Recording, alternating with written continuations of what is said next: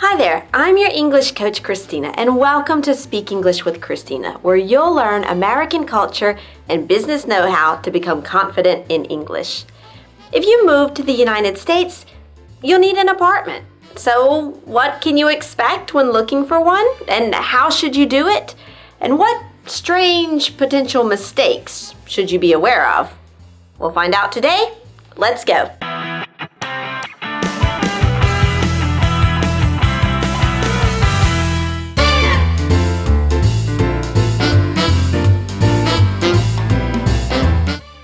To find an apartment in the United States, you should first know what you're looking for.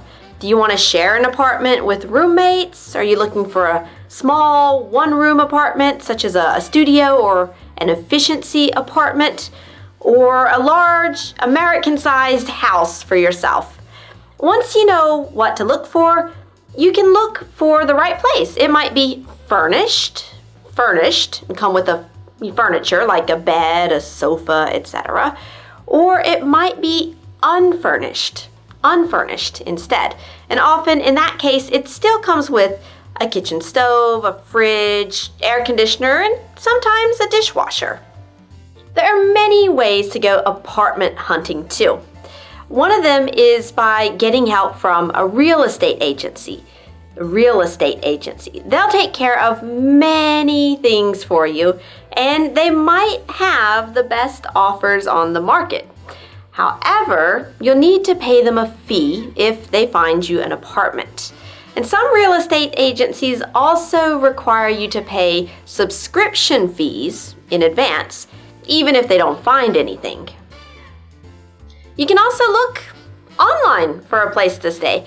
Many websites can help you, such as roommates.com, or a very popular American website for this situation, and for many other problems, is Craigslist. And finally, you could check out the Facebook group for expats in your area, and there are often good tips and offers, and you can ask questions there to people who have been there before you, let's say. Then, a third obvious way to find a good apartment is simply to look for a sign that says "for rent" in front of a house or an apartment and call their number. It's simple, but it works. Finally, the property manager or the agency might ask you to fill in a rental application so that they can see if you meet the criteria for a good renter. They'll probably also want to look at your credit score, which we talked about in an earlier video, which is the rating of your credit history to see if you're reliable with your monthly payments. And you can improve your credit score by signing up for a credit card, using it for purchases, and always paying your balance on time. Don't let your credit card debt build up, and you'll create a good credit score over time.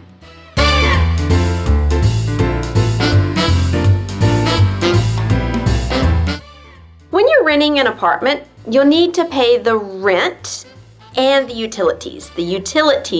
The water bill, the electricity, etc. Sometimes they're included in the rent, sometimes they're not. So ask about that.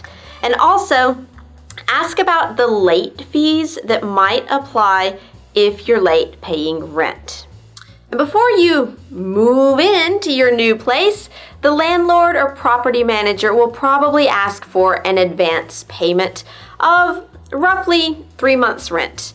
And this will pay the first month of rent, the last month of rent, and a security deposit. And they'll give the deposit back when you leave if the apartment is still in the same state as when you moved into it.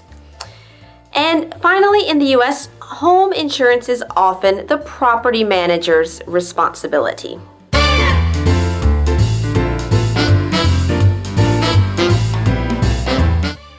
When you rent an apartment, you'll sign a lease. It's a contract between you and the landlord. It's often set for 1 full year, though 1-month renewable leases also exist. Now, before signing a lease, you should ask all the questions that you have. For example, what's the security like in the building? What's the security like in the building? Is the building going to be renovated? Is the building going to be renovated? And are pets allowed? And what's your pet policy? Are pets allowed? What's your pet policy? Pets are animals like cats and dogs. And if you're sharing a house, all of the roommates have to be on the lease. And if you want to leave before the end of your lease, you'll need to give a 30 to 60 day notice in advance.